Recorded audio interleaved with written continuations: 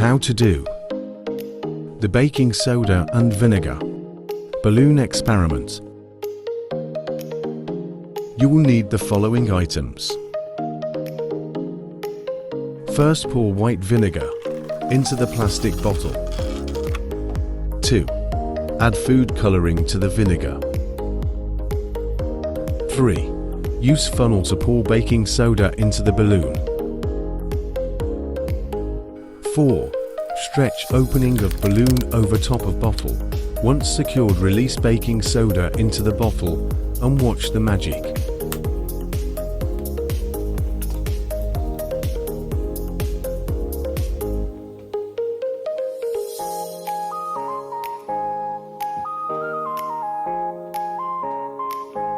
Now we're trying it with purple.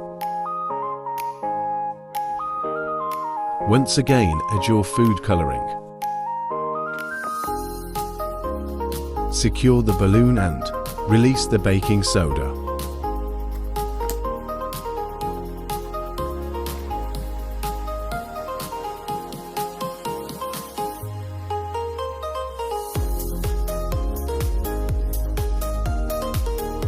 Hope you have fun trying this at home.